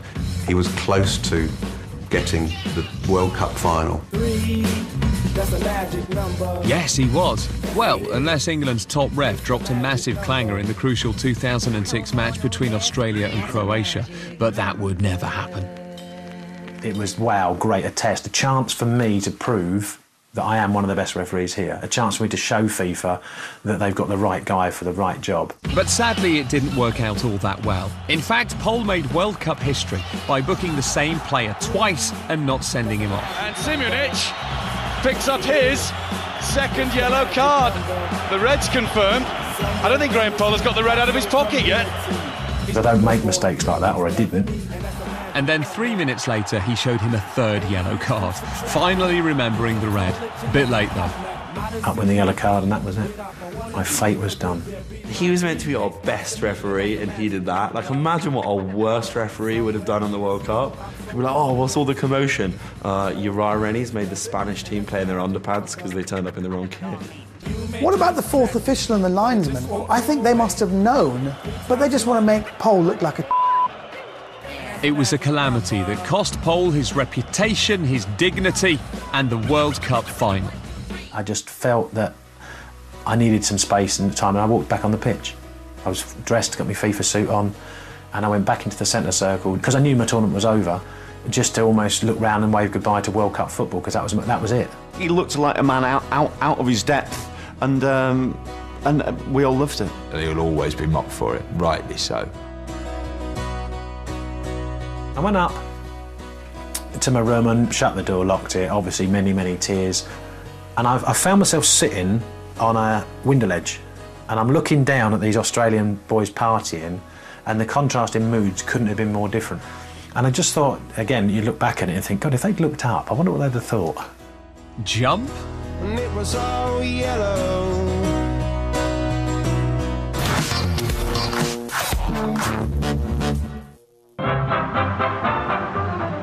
Orlando, Florida, 1994. It's 105 degrees in the shade, and Ireland are losing 2-0 to Mexico. And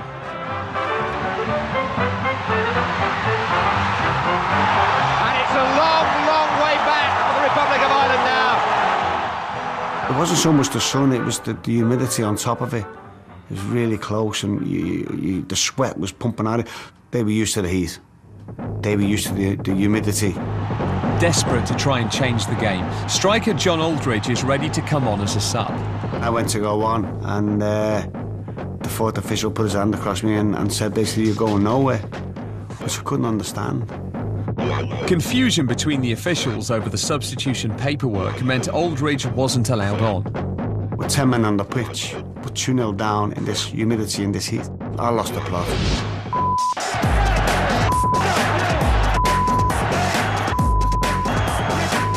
And then the words came out, F, C's, they all come out. I've sworn a few times. Right, what bad words haven't I said yet? Oh, there's another curse. Even Gordon Ramsay watching it would go, that's too much swearing. Words came out that I didn't even know I had in my vocabulary, you know. I completely lost it. I was nearly fighting with him. He'll be off before he's on if he's not careful. I can understand his frustration. He wants to get involved in the action, but this isn't doing him any good. Poor Jack, who got involved. They fined him $12,500. When I seen it, I just had to put my head in my hands and thought, oh no. You know, when you make a blunder like that, you don't want all the world to see it, you know, on a vast number, billions upon billions of people. Aldridge is ready to go. That's the understatement of the day. It was just pure football and pure man from the British Isles abroad going mental on a holiday. It was great.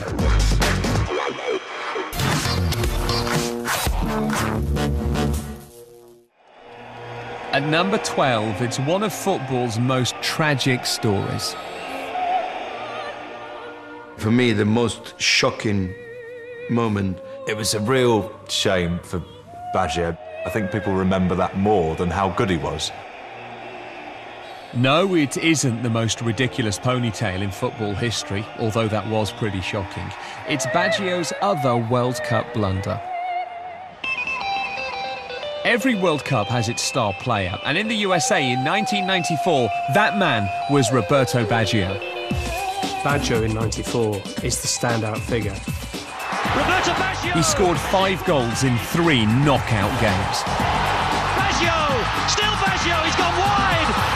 It was all about Baggio. It was a one-man show, and he was absolutely on fire. He dragged Italy kicking and screaming to the World Cup final. He was amazing that year, and you thought, this is it. It's tailor-made for him.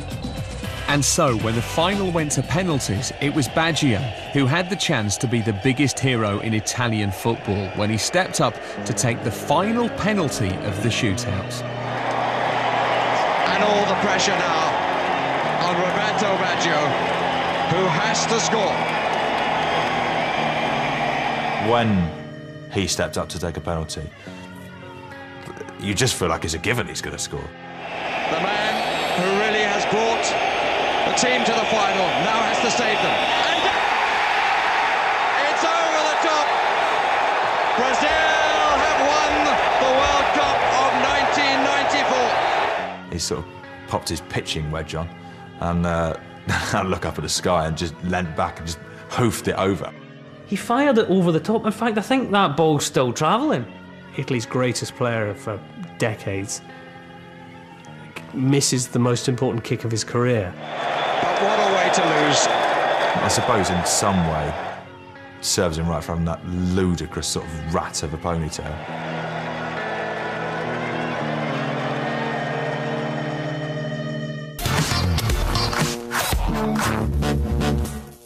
What's the first World Cup you really remember? Italia 90.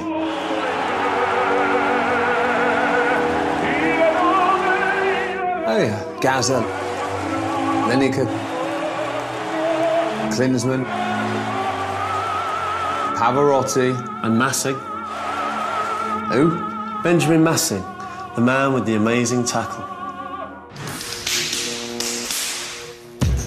Cameroon made a big impression on the World Cup in the opening game of Italia 90. Cameroon were a very physical side, very strong. And they had some very, very tough players, as Argentina found out. They had a carefully thought out tactical plan to deal with the reigning champions. They'd knock 7 bells out of them. First, midfielder Kana Biik was sent off for kicking Kanidja. Then his brother bulldozed a winning goal. Omembiik. Oh, he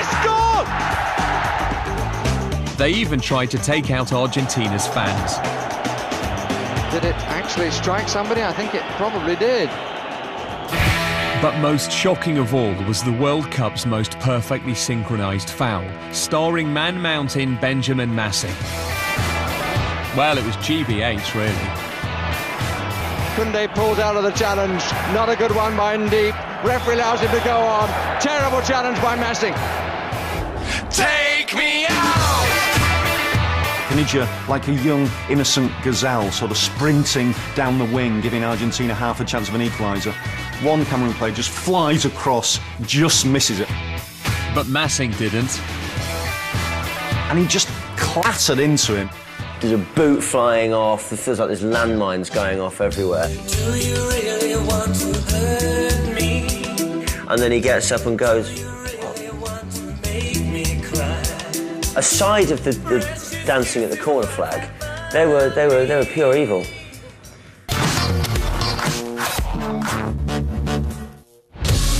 We're into the top 10, but what will be our most shocking moment of the World Cup? Maradona! This wasn't fair. Dad, this isn't fair. Why is this happening? It was a full projectile gob.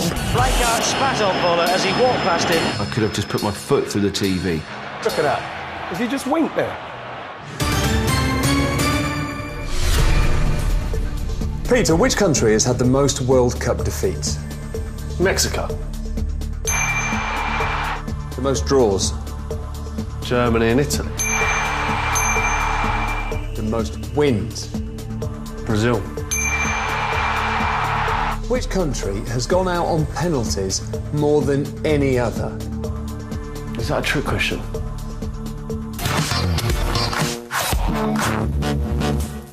Penalties are what a way to decide like the fate of a team's World Cup. In 1990, England went out on penalties because they weren't very good at them. In 1998, they went out because they weren't very good at them and hadn't practiced them. But in the 2006 quarter-final against Portugal, things were different because we had players who were good at them and we'd practiced them. You see Frank Lampard step up and you have the kind of confidence, you look down the rest of the list and think, OK, where are the potential misses going to come from? Oh, he saved it! Well, him for one. That's a shocker, because even West Ham fans wanted him to score. Next, Liverpool's penalty ace Steven Gerrard missed. Still, Jamie Carragher, who was only brought on to take a pen, scored. Oh wait, no he didn't, he had to retake it. And he missed. The only reason we managed to score one was because Bayern Munich's Owen Hargreaves had spent 7 years playing in Germany.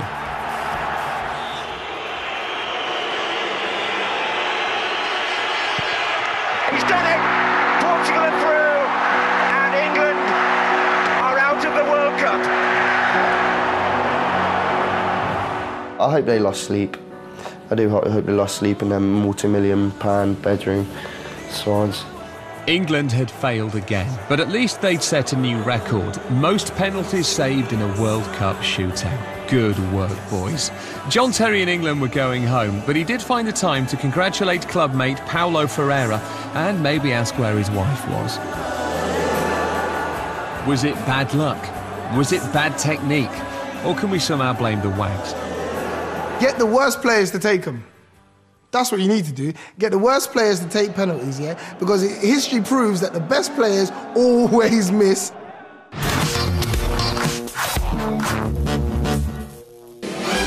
America, land of the free, home of the hot dog, and inexplicably, the venue for the 1994 World Cup. Personally, I don't think the World Cup should have been in America. They don't like football. They call it soccer. I guess it was slightly controversial that America got the World Cup in '94 anyway, because you're a bit like, they don't play football, why are they? Fine. But then you think, they put on a good spectacle.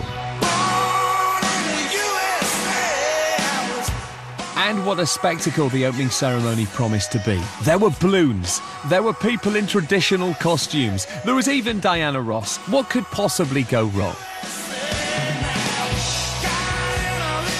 I remember that being absolute farce. Motown's answer to Frank Lampard made a lung-busting run the length of the pitch, whilst at the same time, amazingly, singing without moving her lips.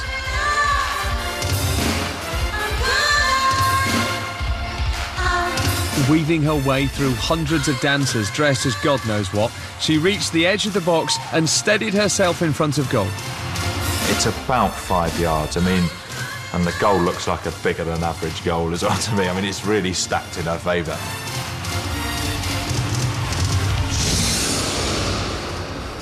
She spoons it horribly off to the left. I don't know whether Waddle had been coaching Diana Ross when she took that. Wow. It all just sort of carries on. They just carry on like, yeah, that went pretty well, guys. Oh, yeah, carry on. Yeah, keep singing, that's fine, that's fine.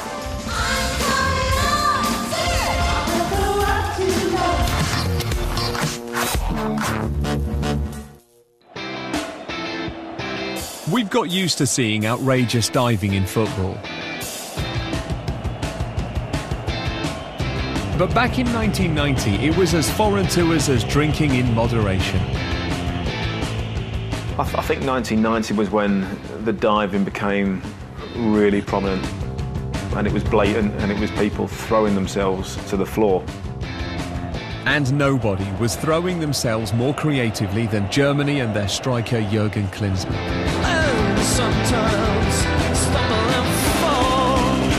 I think the Germans probably really did start the diving culture. They turned it into a trade, didn't they, where it was an art almost, a sick art in my opinion. Klinsmann was doing triple salchos. He wasn't just going down slightly easily. He wasn't being nudged and it's a foul and he wanted to prove it to the referee. But these triple salchos and the kind of extra movements that he put into it were just embarrassing. Klinsmann gets brought crashing down. He didn't realise that it was a problem. He felt he was doing his job as a striker, which is either to score or make sure that your opponents get sent off, or you win a free kick, or if you can do both at the same time, even better. Deception is part of football, and the Germans were just first to get there, I think. But of course we would never indulge in such antics, would we? Did Michael Owen dive against Argentina? Yes. Possibly. It's open for debate. No, it's not, because he did it again.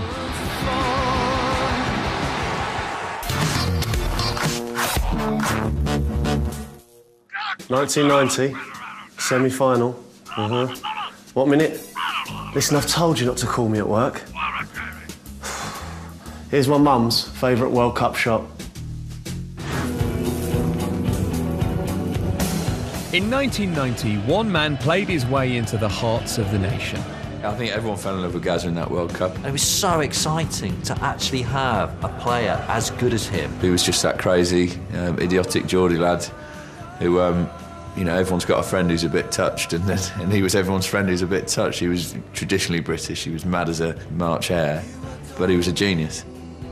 The lovable Geordie was the best thing to come out of Newcastle since coal. The carbon-based fuel, not Cheryl. And he'd taken England to a World Cup semi-final. Gazza was on fire in that tournament, and that match he was on fire. Not literally. But like most things in English football, it was all about to go wrong and end in, well, tears. In the end, the German bench get up and protest at Gascoigne's last challenge. He has actually, Gascoigne, got a yellow card. Oh dear me. He's going to be out of the final if England get there. And here is a moment that almost brings tears to his eyes. The nation's collective lower lip went all wobbly as we watched a grown man lose the plot. You can see that the Gazza that we know is now going to explode because he starts to bubble up. You could see him starting to well up. Gary Lineker pointing, have a word with him, have a word with him, all that. It's not often you see that on a football pitch, not that kind of emotion, not raw emotion, while a game's going on. And it wasn't just a little tear, it was just, his whole face went red. Every man watching that thought, this is great. Watching it saying, here we go, he's able to let go, express himself, and show that he does have emotional capability. No, we didn't. We watched it and thought, what a pansy? What are you doing, mate? Just get on with the game, help your teammates to the final, none of this crying nonsense. But I tell you what, keep that up, you might get a crisp advert. And you too, Gary, have a word with him. The funniest thing which I just found out, when he kicked Thomas Berthold, Gazza went down to, like, console him, we thought. He said, well, when I kicked him, he said he was screaming. And only Gazza would think this. I thought to myself, if the referee hears him screaming, he's going to book me. So he said, what I was trying to do is I was trying to squeeze his lips to stop him screaming. So I looked at it again. He was actually trying to reach down and squeeze his lips together. I'm pretty sure he was saying something in Jonas like, shut your fat face, you German bastard. Who would even think of something like that? And that is just Paul Gascoigne through and through. Nice try, Gazza, but it didn't work. And when England lost on penalties, the waterworks started again. You know, he was, very emotional, but it doesn't take him a great deal of time to get back to normal.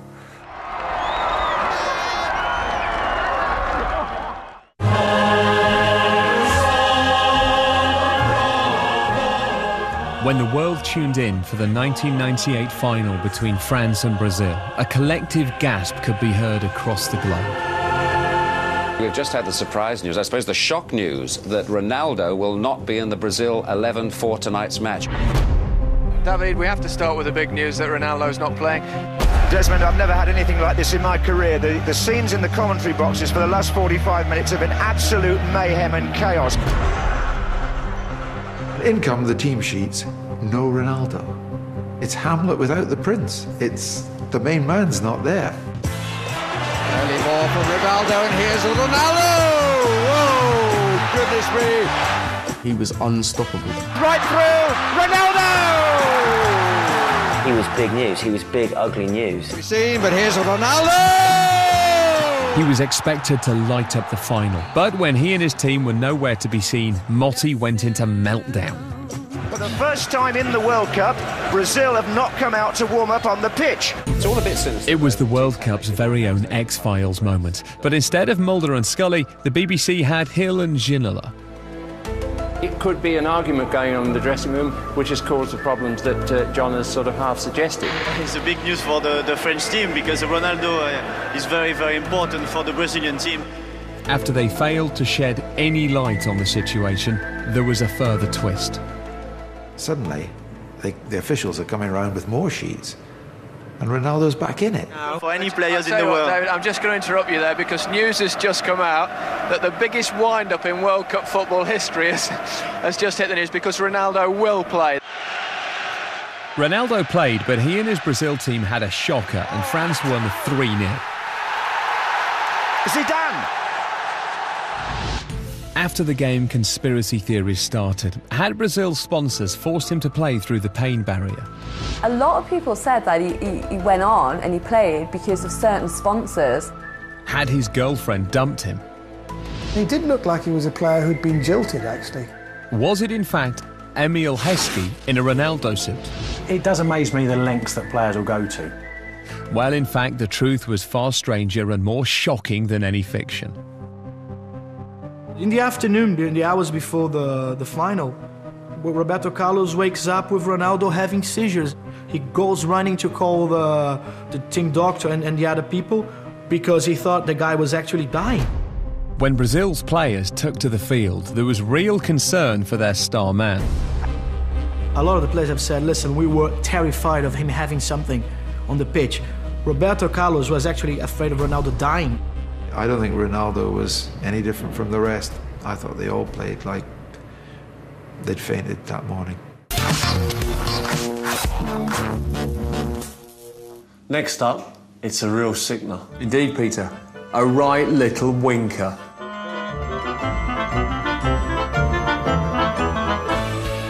In 2006, England had a chance of winning the World Cup, and his name was Wayne Rooney. However, in the quarter-finals, there was another player as good as Rooney, but he played for Portugal, and his name was Cristiano Ronaldo. They were teammates back in Manchester, the best of friends, although they made a very odd couple. You've got a friend. They were made for each other. It's so good because I think they're just completely the two polar opposites of men. Like, one of them is the modern metrosexual complexion of an air hostess, and the other one is this big ginger ball of testosterone. Like, one wouldn't look out of place in a trendy bar in between a Cosmopolitan and a copy of Vogue. The other one wouldn't look out of place on a wall chart in between Homo habilis and Homo erectus. You've got a friend. But at the World Cup, friendship was put aside, even before the match had kicked off. He knows Wayne Rooney, and he's told his mates and whatever, we can get him. With the scores at 0-0, we were all hoping that Rooney was going to squash Portugal's tender dreams. But instead, he tried to squash Carvalho's tender parts.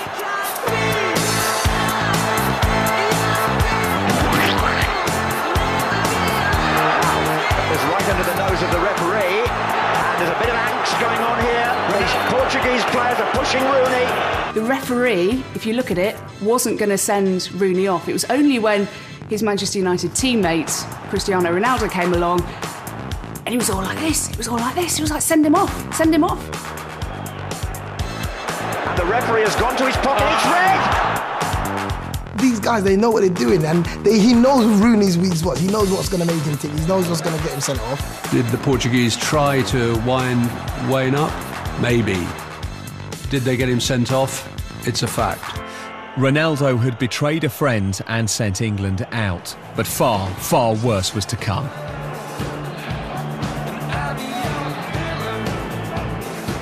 The wink was like, I got him. Do you know what I mean? But I felt like he got me too. Do you know what I mean? Like, we all felt like he got us. I mean, I absolutely couldn't say what I was shouting at the TV. Everyone in the room was fuming. They were just like, I can't believe he's done that, oh my God. I could have just put my foot through the TV. He winked. He winked. It even got the boys in the studio worked up. Look at that. Did he just wink there? Please tell me no. I think there's every chance that Wayne Rooney could go back to the Man United training ground and stick one on Ronaldo. No.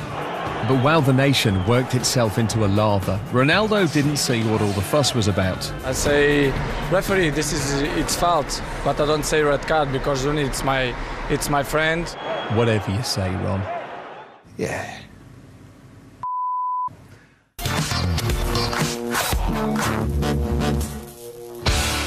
Although we might like to think we are, we're not Germany's biggest rivals.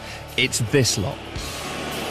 Holland-Germany must be I would say, the most bitter rivalry in Europe. Germany-Holland has been a grudge match for a long, long time.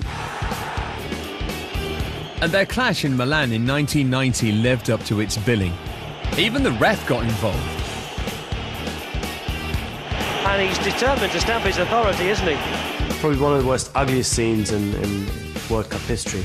The shirts are ugly, the haircuts are ugly, the facial hair is terrible. But even more shocking than that was what Dutch midfielder Frank Rijkaard did to German striker Rudi Voller. Following a little playground spat, Rijkaard came back with a spit. Did he spit at Vola as he ran past? Was that my imagination? Let's hope so. It was just one of the most disgusting things I think that's ever been caught on camera. It was a full projectile gob. It's absolutely gross. There is no worse way to insult a German than to spit in his mullet. Well, there is. You do it twice. Well, there was no doubt about it then. Rijkaard spat on Vola as he walked past him, and that, Bobby, is atrocious. The mullet was so thick, it takes Vola a couple of seconds to actually realise, wait a minute, he's spat in my hair. I thought he was going to kill him. I thought at that moment he was going to kill him. Then he saw how big Rijkaard is and he thought, nah, spitting is horrible, but spitting in a mullet, Vorsprung dog, not good news. What's that, Pete? It's the hand of dog. Poor, Peter. Very poor. All right, it's the paw of dog. No, here's the hand of God.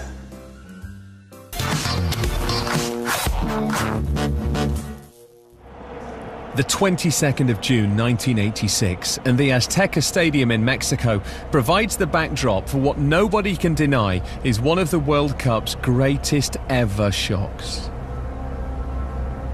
It's a bizarre moment, really, but I always remember the big shadow. The big what? The star-shaped ball. This star-shaped shadow in the centre of the pitch all the time in the main stadium, and thinking, where's that come from? How have they managed to do that? It was in fact a piñata, a traditional Mexican decoration on which the organisers hung the stadium speakers, presumably for announcements such as, "Look out, he's going to cheat."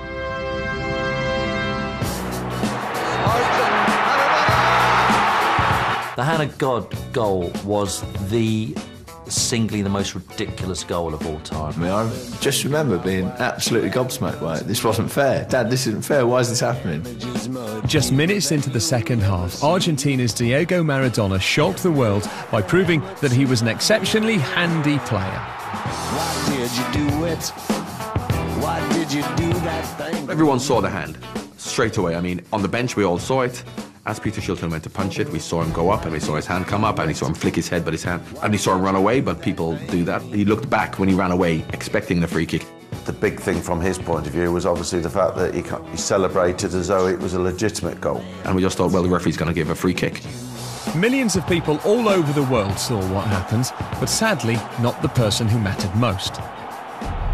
It was the first time, sort of, on live TV with a worldwide audience that someone had blatantly cheated. Was it a use of the hand that England are complaining about? Well, certainly his arm was up. Peter Shilton protested immediately. Sometimes things happen. It's inexplicable how on earth a referee could miss that. We just couldn't believe that the referee or the linesman didn't see it. With just sheer frustration that the referee and the linesman hadn't done their job properly, hadn't seen it, and that in a World Cup quarter-final was just unacceptable. On the subject of people not doing the jobs properly,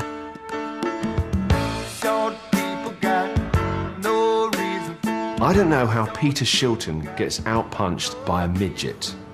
He was the man of the tournament. He was the guy that you should really know, and you should know he's not that tall. He leapt like a salmon. He outleapt Shilton. It was incredible. How did this happen? You know, he's 4'3". Maradona! Afterwards, Maradona said it was a little with the head of Maradona and a little with the hand of God. But England's players and fans were left wanting to give him a somewhat less divine bunch of fives. Maradona should have got a punch in the face from somebody on the field.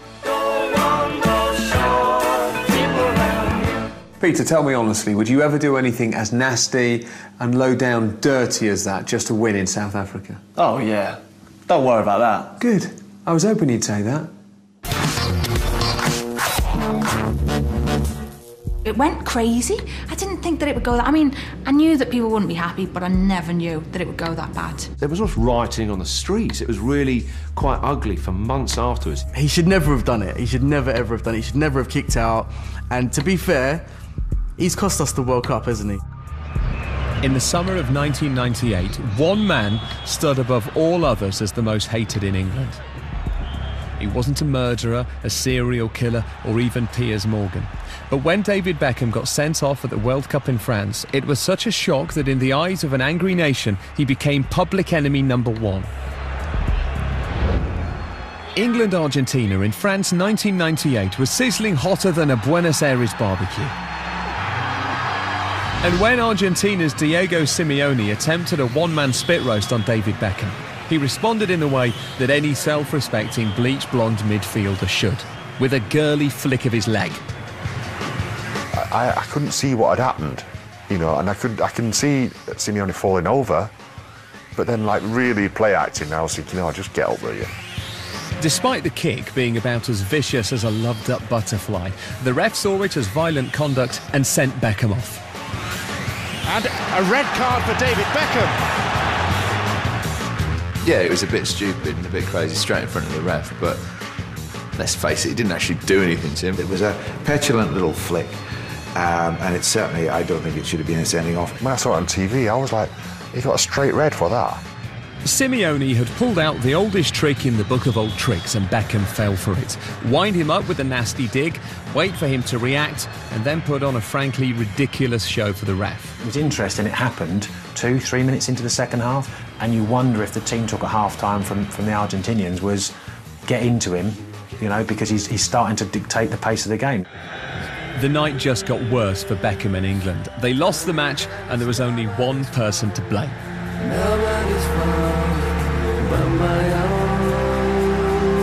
a mad moment by David Beckham probably cost you the game at the end of the day. It's cost us dearly. I was really disappointed in him.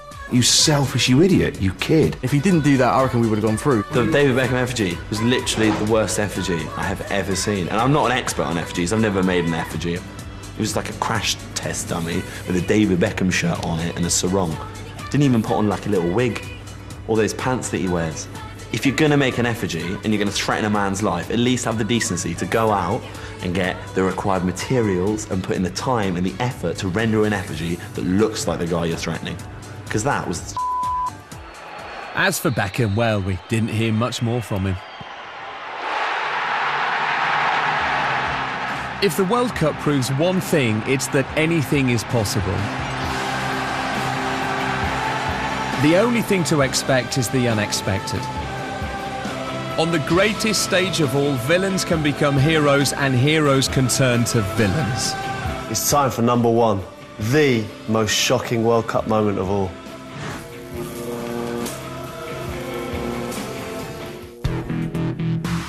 It was the evening of July the 9th, 2006.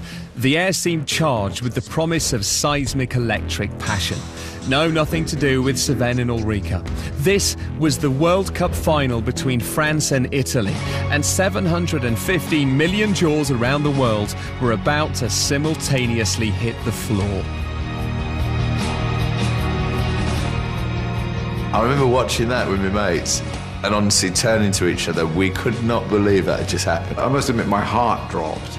It was just a pub I was into, utter silence. No one knew what to say. You were like, wow.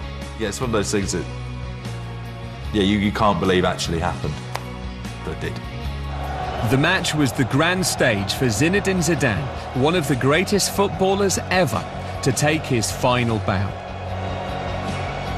The stage was set for the great man to make a great exit, and it didn't quite end like that. Zidane scored an audacious penalty. And then, with the scores level at 1-1, came a moment so shocking, the powers that be won't even let us show it.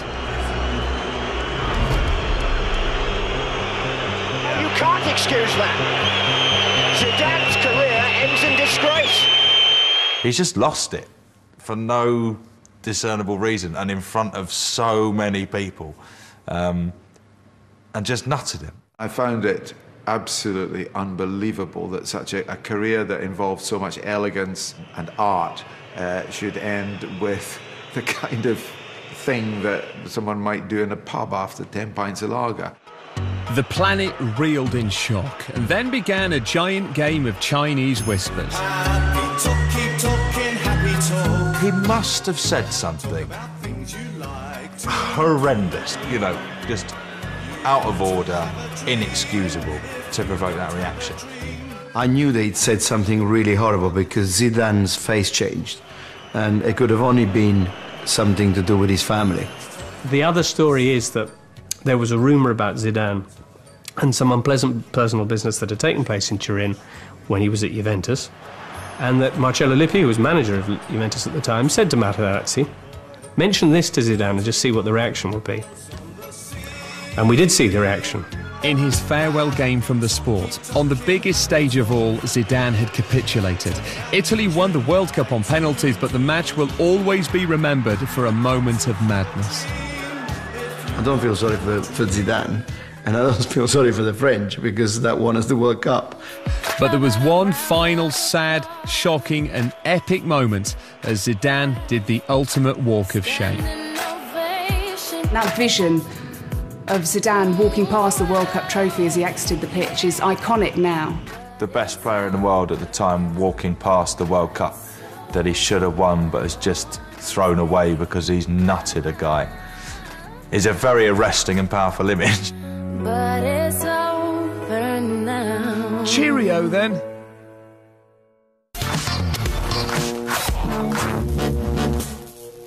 So that's it. Up until now, those are the greatest shocks of the World Cup. And there'll be more soon. Another tournament's worth of drama and glory and dreams, and maybe this time... Richard, stop. Don't say it. But Peter, would it really be such a shock if we could... Shh.